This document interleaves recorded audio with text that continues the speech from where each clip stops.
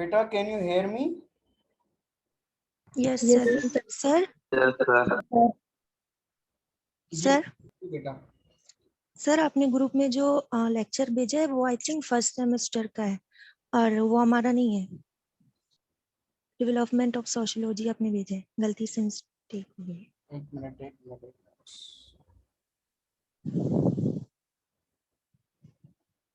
Sorry I am sorry बेटा।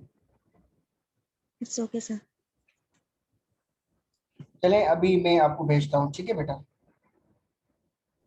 Okay sir. अच्छा बेटा, we were discussing point number 12। This raises a disconcerting question. अच्छा बेटा, last point हम कौन सा डिस्कस कर रहे थे? सर 12। क्या सीखा था उसमें वो बताए मुझे, सीखा क्या था? सर के बहुत से लोग कहते हैं कि मंडे को हमारा मूड सही नहीं होता, लेकिन जब इस बात को स्टडी किया गया लेकिन ऐसा नहीं था। बिल्कुल ऐसा बेटा, यानी उस फैक्टर को हम कंटिन्यू करेंगे। This raises a disconcerting question, यानी कि हम समझते हैं कि फला चीज रिस्पॉन्सिबल है लेकिन वो हकीकत में नहीं होती। और ये जो फिनोमेना है एक और क्वेश्चन क्रिएट करती है। कौन सा question? How much insight do we really have into what makes us happy और अनहैप्पी। यानी हमें इंसाइट, बेटा इंसाइट कहते हैं फहम, अंडरस्टैंडिंग, कि हमें हमारी अपनी जात के अंदर कितनी अंडरस्टैंडिंग है कि कौन सी चीज हमें हैप्पी कर सकती है और कौन सी चीज हमें अनहैप्पी कर सकती है। हमें इसका आइडिया ही नहीं है, इंसाइट ही नहीं है हमारी। नंबर 13, एज डेनियल, सर बेटा ये पॉइंट डिस्कस कर ले। एज डेनियल जिलबर्ट, बेटा ये एक इन्वेस्टिगेटर है, जिसने रिसर्चर है, जिसने इस टॉपिक पे रिसर्च की है। उसका नाम क्या है? Daniel Gilbert. Daniel Gilbert notes in stumbling on happiness. बेटा ये इसने काम किया था, उसका नाम है स्टम्बलिंग ऑन हैप्पीनेस, ठीक है। वो लिखते हैं नॉट मच। नॉट मच, क्या नॉट मच? यानी ये कहते हैं कि हमें इंसाइट नहीं है अपनी सेल्फ के बारे में। वो कहते हैं हमें इतनी है ही नहीं। We are remarkably bad predictors of what will make us happy. यानी हम क्या हैं? We are bad predictor.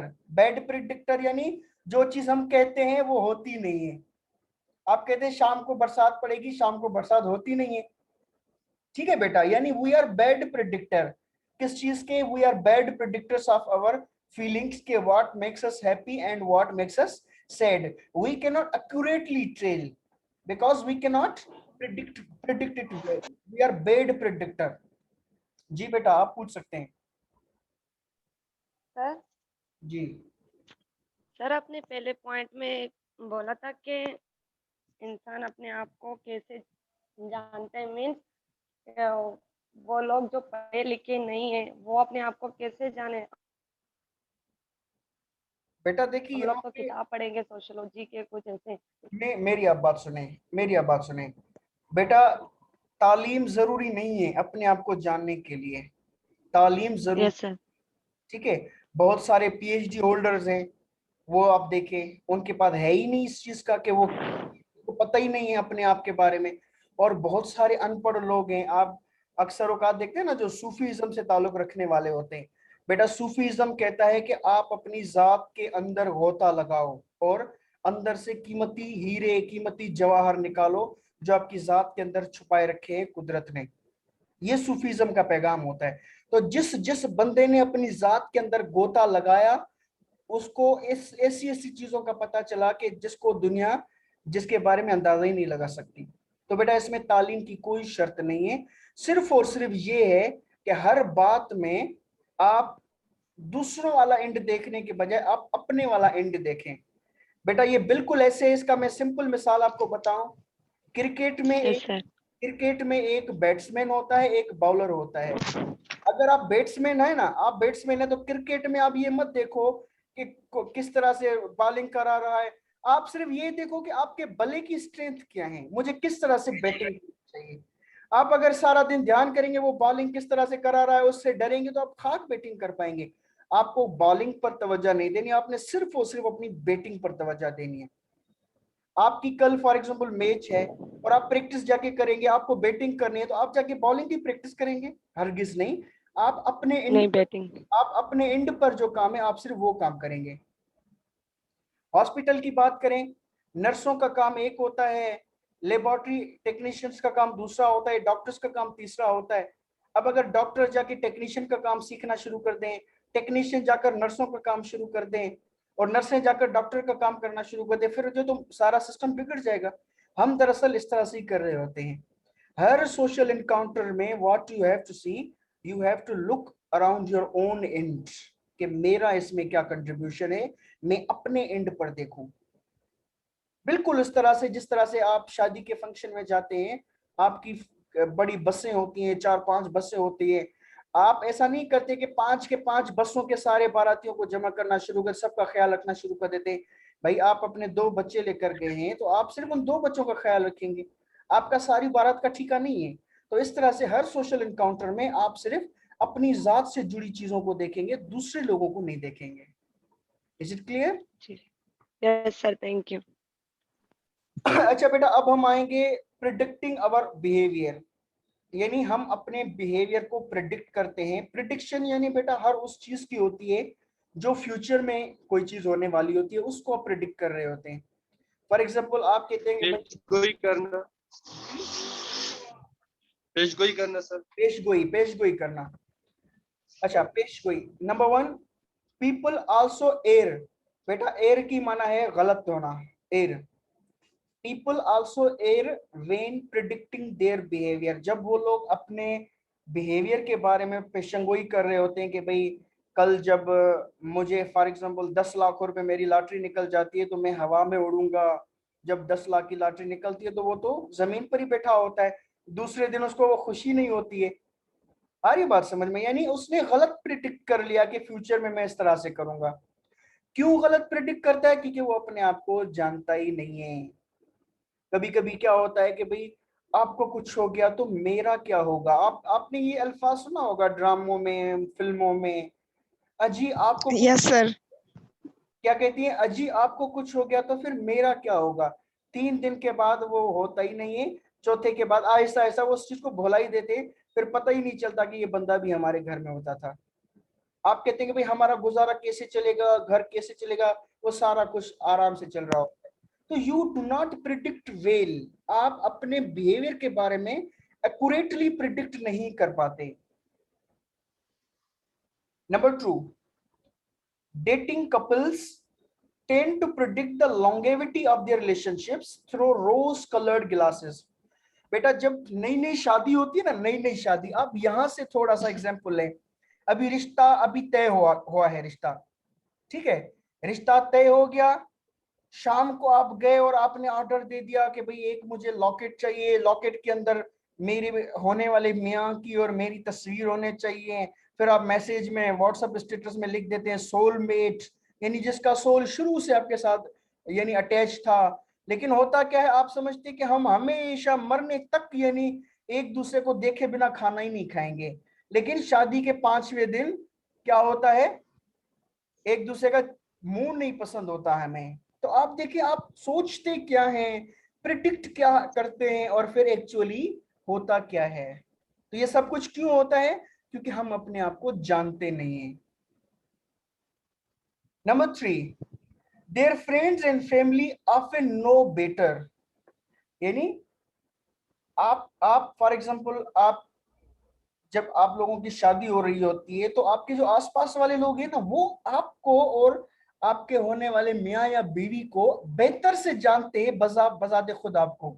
जो चीज वो लोग बता रहे होते हैं ना, हकीकत में उसके चांसेस ज्यादा होते हैं होने के बिनिस्बत जो आप सोच रहे होते हैं। इससे क्या पता चला कि the people around you, your mother, your father, your sister, your brother, they know you better than yourself. इसीलिए कहते हैं ना कि बेटा वो बच्चे जो ये कहते हैं ना कि ये मेरी जिंदगी है, तुम लोग कौन होते हो मेरा फैसला करने वाले, मैं अपने अच्छे बुरे को बेहतर जानती हूँ। बेटा उस बंदे के मुकद्दर में तबाही लाजमन है, 110% तबाही उस बंदे के मुस्तकबिल में लाजमन है जो अपने माँ को ये कहता है या कहती है कि तुम कौन होती हो मुझे कहने वाली, जो अपने बाप को ये कहता है कि तुम कौन होते हो मुझे समझाने वाले। बेटा वो आपको आपसे बहुत अच्छे से जानते हैं, और वो लोग अगर आपसे इख्तिलाफ रखते हैं तो आपके भले की खातिर रख रहे हैं। बेटा क्या सीखा इस पॉइंट से? पेरेंट्स हमेशा हमारी भलाई के लिए जी पेरेंट्स हमेशा हमारी भलाई के लिए करते हैं जो भी करते हैं। सर और पेरेंट्स हमें डिसीजन दूसरे मानते हैं हमारी सेल्फ से ज्यादा। हमारे सेल्फ बेटा यहाँ से हमें एक सबक मिलता है। सर शैल आई से समथिंग?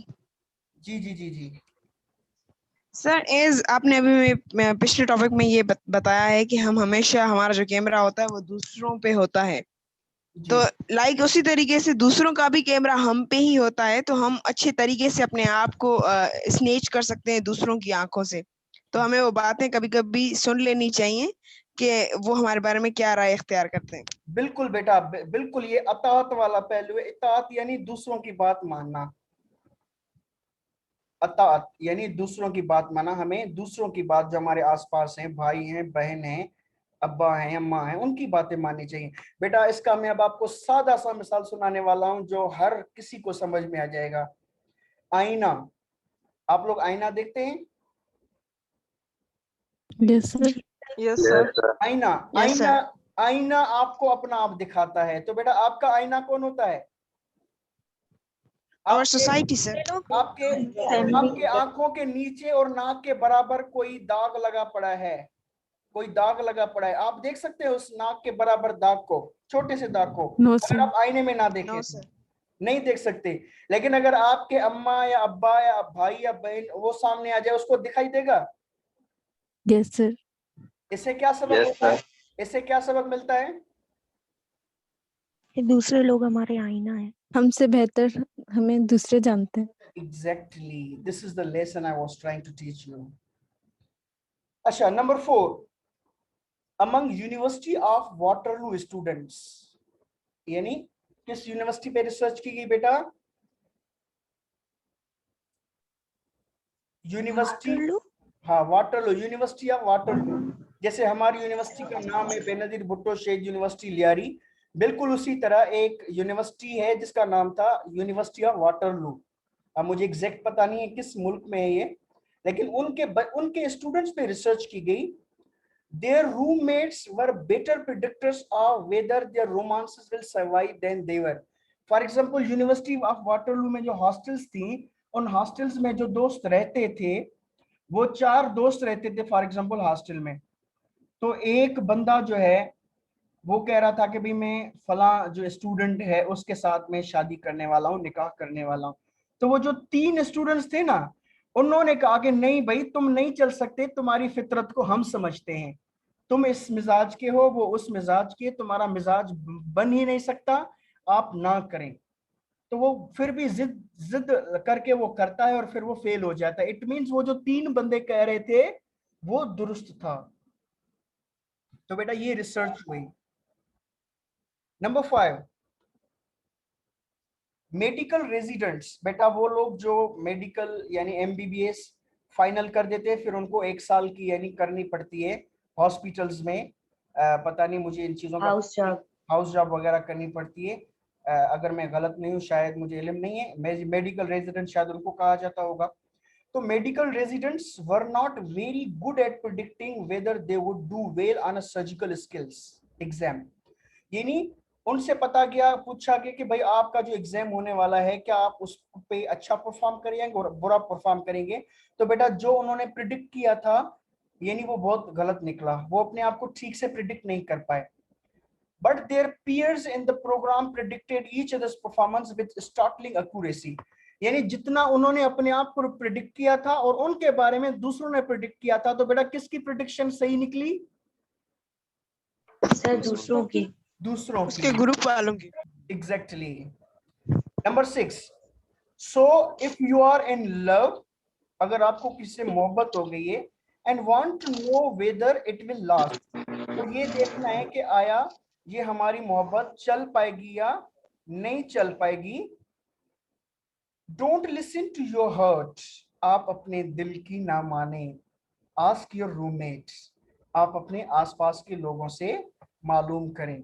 इसीलिए बेटा जब प्रपोजल होता है ना, आप सिर्फ एक आंख से देख रहे होते हैं, चाहे लड़का हो चाहे लड़की हो, और एक आंख अगर सामने वाला बंदा या बंदी, हम आगे पढ़ेंगे रिलेशनशिप के चैप्टर में, अगर उसके लुक्स थोड़े अच्छे हैं ना, गुड लुक्स हैं, तो आप यूं समझिए आप दूसरी सारी चीजें कंप्रोमाइज कर लेंगे। आपको फिर उस बंदे का नशा हो जाए कि मुझे तो ये बंदा हर हर कीमत पे चाहिए, लेकिन आप उसकी जो दूसरी खामियां हैं वो आप देख नहीं रहे होंगे। लेकिन उसके साथ आपकी मामा को या आपके पापा को तो इतनी अट्रैक्शन नहीं है ना जितनी आपको है, इसीलिए वो क्या कर रहे होंगे, उसकी सारी खूबियां खामियां देख रहे होंगे, इसीलिए वो सजेस्ट कर रहे होंगे कि नहीं बेटा ये हमारे समझ में नहीं आ रहा। Is it clear? जी सर, लोगों से पूछताछ करवाते इसीलिए हैं, कहते जैसे हैं ना हमसाए अपने से ये लोगों से। इसीलिए कहते हैं अपने मामा बाबा से कभी जिद नहीं करते। वो जो कुछ करते हैं वो उसमें शुरू में आपको कड़वाहट जरूर लगेगी। फॉर एग्जाम्पल अभी मैं अपनी बेटी को दवाई अपने हाथ से खिला रहा था, तो उसका मुंह थोड़ा बिगड़ा हुआ था।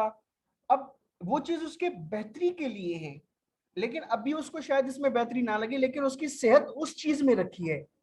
तो बेटा कभी जब कभी आपके मामा बाबा की तरफ से आपको थोड़ी कड़वाहट भी महसूस हो ना, तो खुद को हरगिज नहीं बताना है कि ये कड़वाहट मेरी दुश्मनी में है।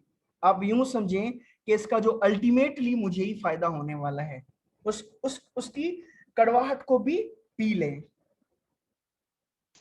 सर ऐसा 100% ऐसे ही होता है या उसमें कुछ डिफरेंस भी होता है? फॉर एग्जांपल अगर बेटा देखिए इसमें इसमें इसमें 100% की बात ही नहीं है, इसमें क्योंकि सर 100% की बात ही नहीं है। हम एक कॉमन साइकोलॉजी पढ़ रहे हैं, हर आम बंदे की साइकोलॉजी पढ़ रहे हैं।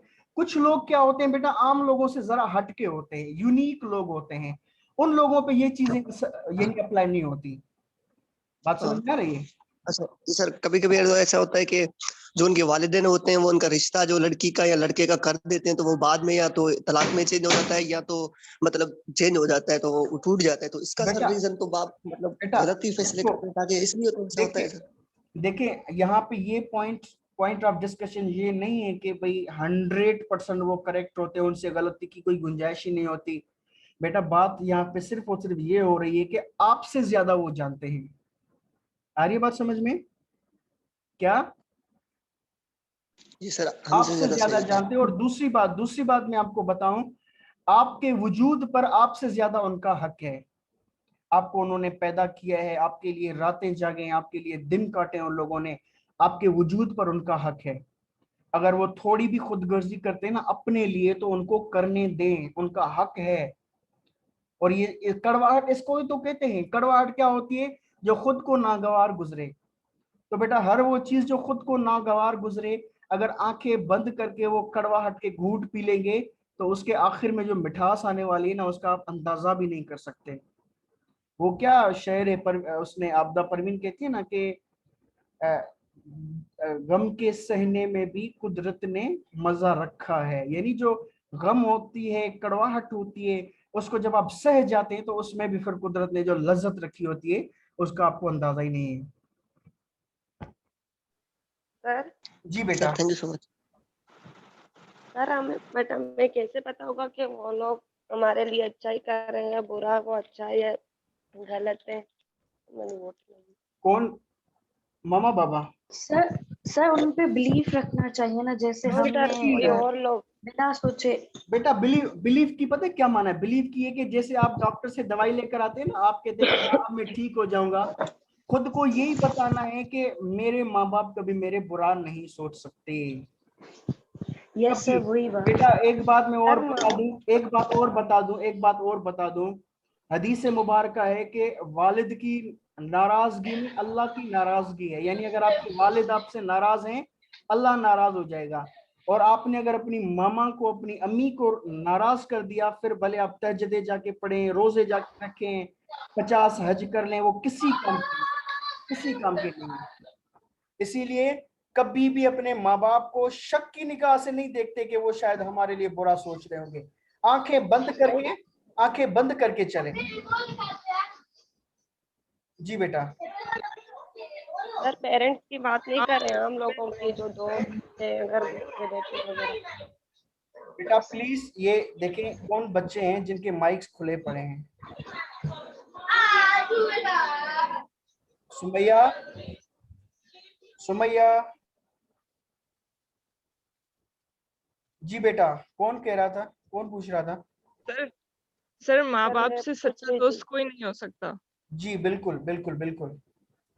और बेटा इस दुनिया में भी जो जलील इंसान होते हैं ना, जो जलील हो रहे होते हैं, आप थोड़ा बैकवर्ड देखेंगे तो वो माँ बाप के बागी होते हैं, जो माँ बाप को भी दुनिया वालों की लाइन में खड़ा करके उन पर भी शक करते हैं।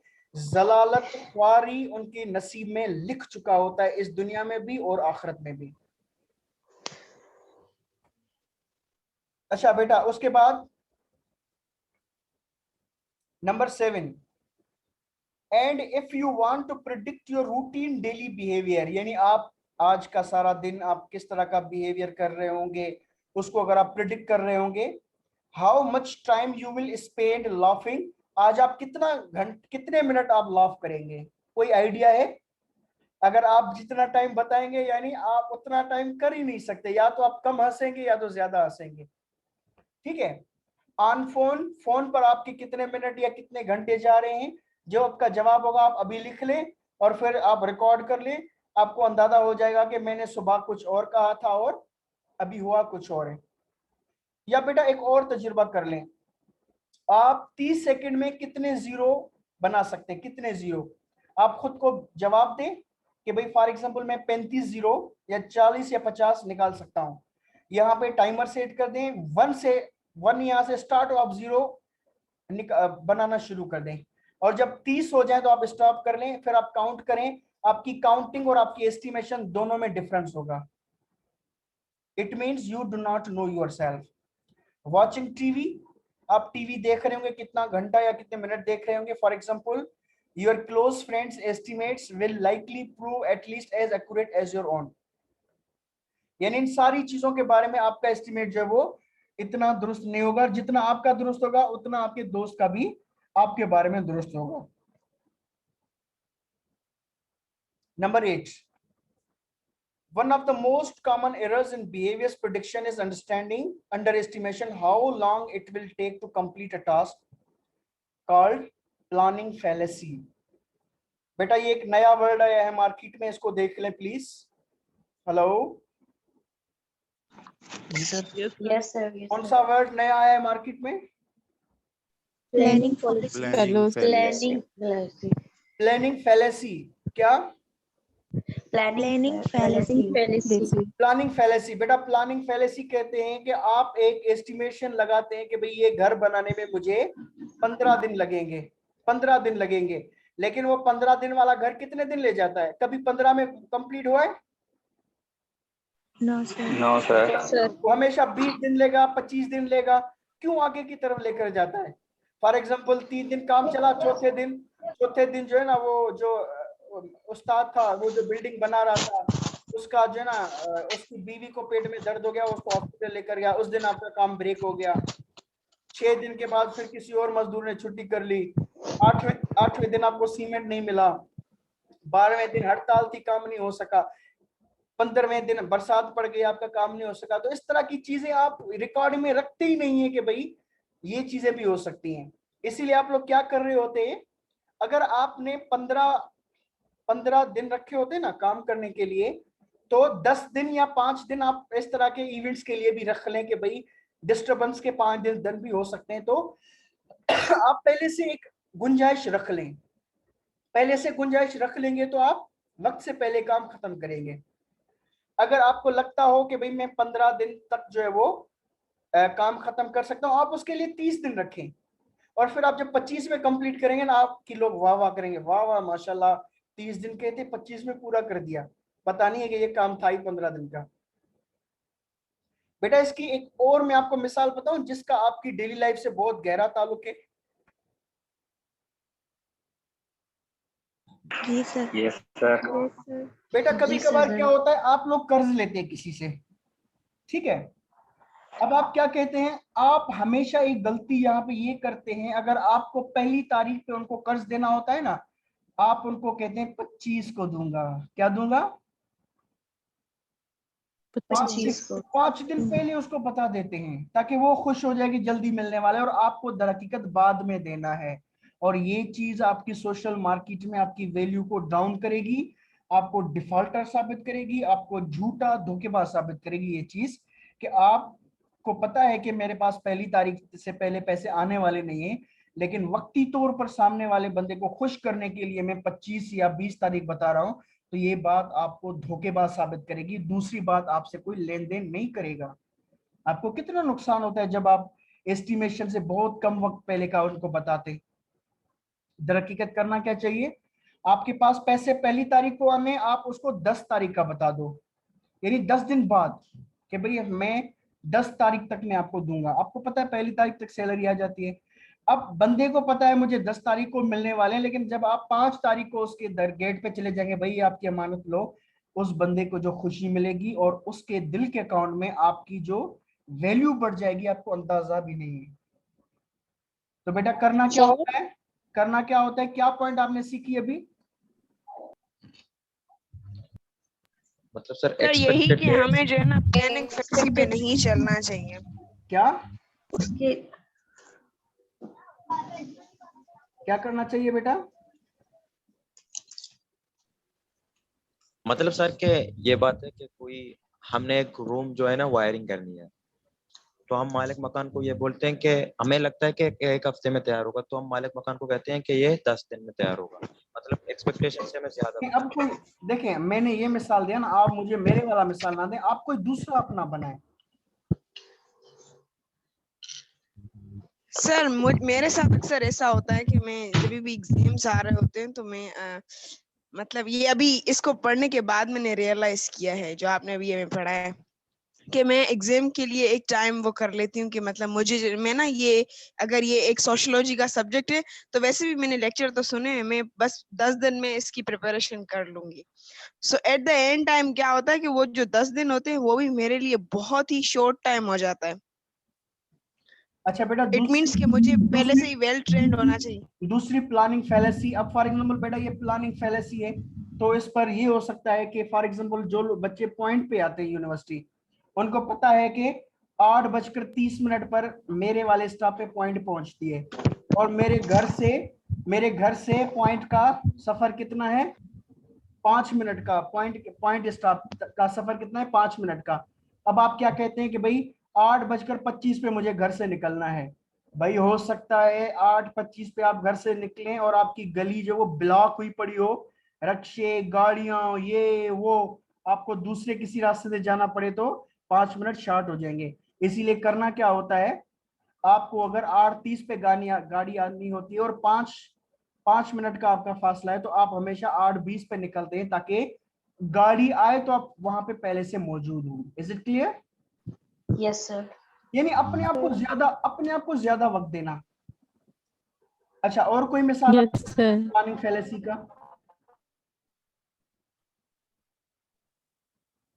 और कोई मिसाल? सर अगर कोई बात होती है, जैसे घर में कोई डिसीजन लेना होता है, तो हम कहते हैं कि हम कोई बंदे होते हैं कि हमें इतना टाइम चाहिए, तो वो इतने टाइम में भी नहीं सोच पाते। कोई होते हैं कि उसी टाइम बस डिसीजन ले लेते हैं, जबकि आगे जाके उन्हें पता चलता है कि ये गलत था, मुझे टाइम लेना चाहिए था इसमें सोचने के लिए, शायद मैं बेहतर सोच लेता। अच्छा बेटा, यहाँ पे एक बात और बताऊं, अपने आप को हमेशा सेफ साइड पे रखना है। क्या करना है? सेफ साइड पे रखना है। हर चीज में सेफ साइड में रखना होता है। फॉर एग्जाम्पल आप लाहौर घूमने जा रहे हैं, ठीक है, आपने अंदाजा लगाया कि भाई 10,000 रुपये किराया लगेगा, 5,000 रुपये होटल का लगेगा, ठीक है, तो 15,000 का खर्च आएगा। अब आप 15,000 ही जेब में डाल के जाते हैं।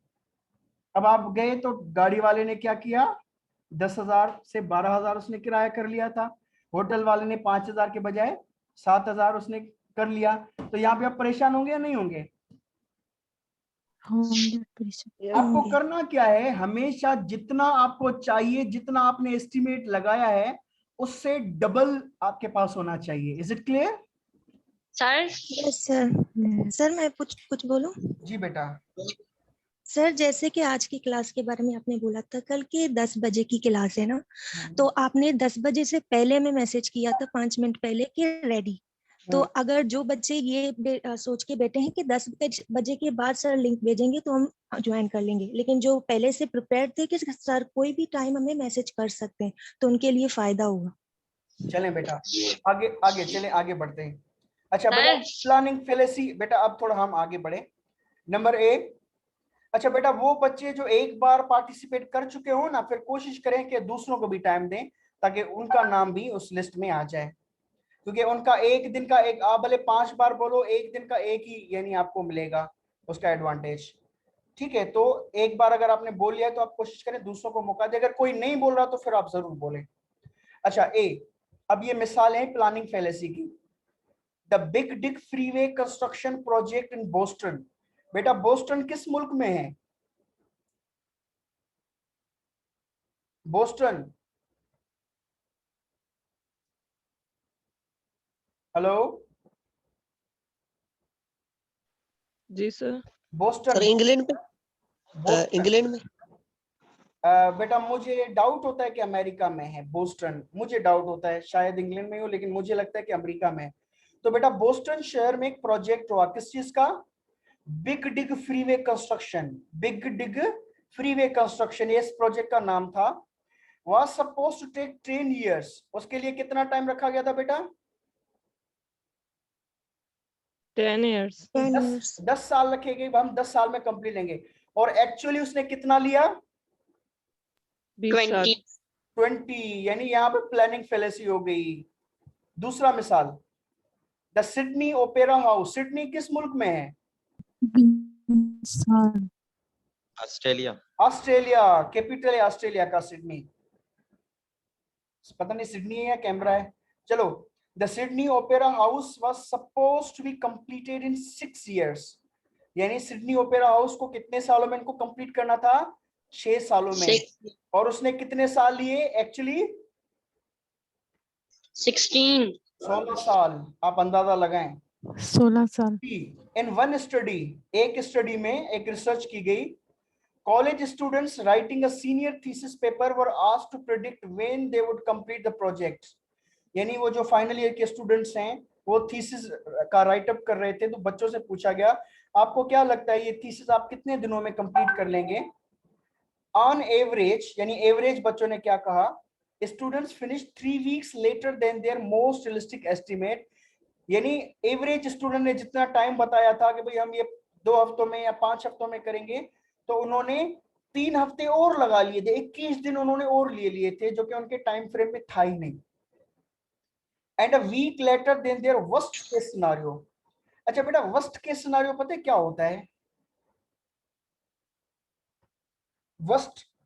वर्स्ट केस सिनेरियो आपने कभी ये सुना है कि भाई आप कहते हैं भाई आपने टीचर के साथ जो ना ये बदतमीजी कर दी, आप कहते भाई ज्यादा से ज्यादा क्या होगा, क्लास से निकाल लेगा ना, ऐसा आप कहते हैं कभी कभी?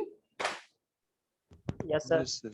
हाँ, तो आप ये बता रहे थे वर्स्ट केस सिनेरियो, यानी ज्यादा से ज्यादा क्या हो सकता है मेरे साथ?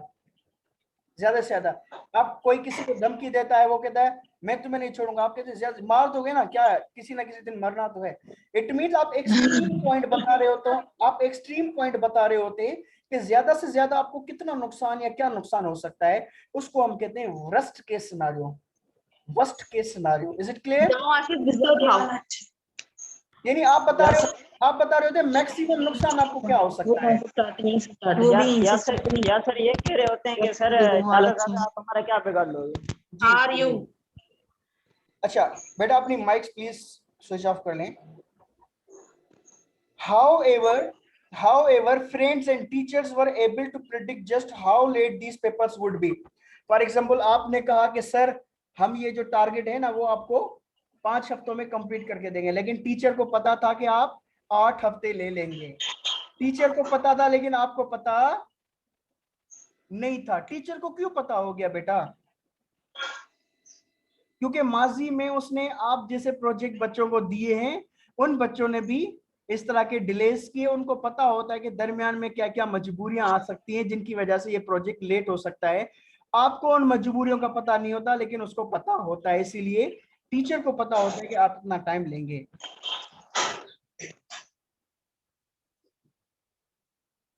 नदिया बेटा अपनी माइक को बंद कर लें। अच्छा, D, just as you should ask your friends how long your relationship is likely to survive, if you want to know when you will finish your term paper, ask your roommate or your mom. जैसा कि आप अपने roommate से पूछते हैं कि भाई ये जो टर्म पेपर है कितना वक्त, सॉरी ये जो मेरा रूम यानी रोमांटिक रिलेशनशिप है ये कितना वक्त चल सकता है, आपके आसपास के लोग आपको बताते हैं, आप उनसे पूछते हैं। बिल्कुल उसी तरह आपका टर्म पेपर है, कितना वक्त लगेगा, आपके आसपास लोगों से आप पूछेंगे, वो आपको आपसे ज्यादा बेहतर तौर पे बता पाएंगे। E,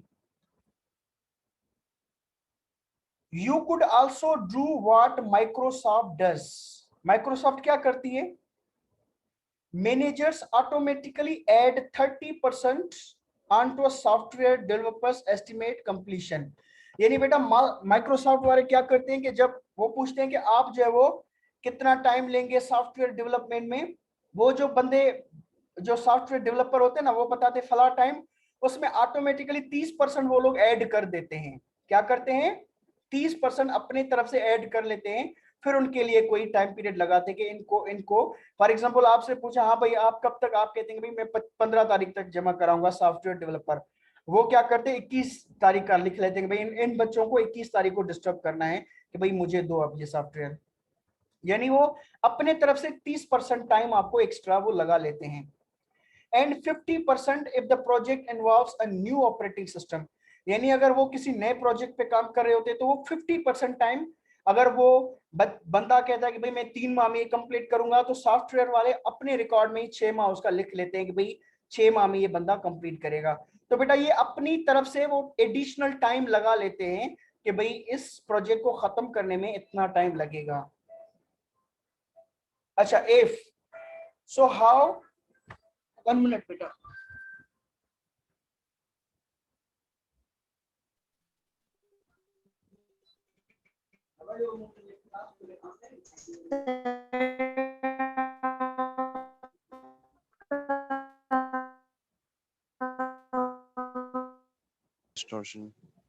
hello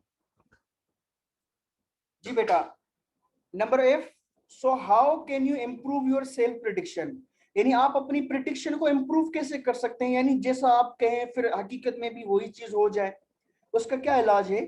the best way is to be more realistic about how long task took in the past. आप अपने माजी में देखते हैं कि फला जगह पे जो टास्क मैंने लिया था उसने कितना, मैंने कितना सोचा था और कितना वक्त ले लिया था। फॉर एग्जाम्पल आपके पास 10 मेहमान आने वाले थे, आपने 5 किलो आटा लिया लेकिन कुछ रोटियां कम पड़ गई थी, तो अब आप क्या करेंगे? फिर अब 10 मेहमान आने वाले, आप 6 किलो आटा लेकर आएंगे। तो आप पास्ट की हर बिहेवियर पे आपकी नजर होती है, वहां से सीखकर फिर आप फ्यूचर की तरफ देख रहे होते हैं। Apparently people underestimate how long something will take because they misremember previous task as taking less time। यानी आप क्या कर रहे होते हैं, माजी में जो आप टास्क कंप्लीट कर चुके होते हैं उन्होंने कितना टाइम लिया, आप उससे कुछ सीखते ही नहीं है, आप उसको वैसे ही जाने देते हैं, इसीलिए आप उससे कुछ सीखते नहीं है, इसीलिए फ्यूचर में कोई टास्क आता है फिर उसमें वही माजी वाली गलतियां कर बैठते हैं। नंबर जी, लाउत्जू बेटा, लाउत्जू चाइना या जापान का कोई रूहानी रहबर था, लाउत्जू नाम था उसका, was right that he who knows others is learned, जो दूसरे लोगों को जानता है he is learned, यानी सीखा हुआ। he who knows himself, जो बंदा अपने आप को जानता है, is enlightened बेटा enlightened जो होता है वो learned से ज्यादा इंपॉर्टेंट होता है। then most people it would seem are more learned than enlightened, यानी ज्यादातर लोग क्या है वो learned हैं लेकिन enlightened नहीं है। enlightened कहते हैं जो चीजें नजर नहीं आती उनको भी देखना, ये सलाहियत होती है enlightened बंदे की। चलो बेटा थर्ड सेशन में हम मिलते हैं 5 मिनट के बाद।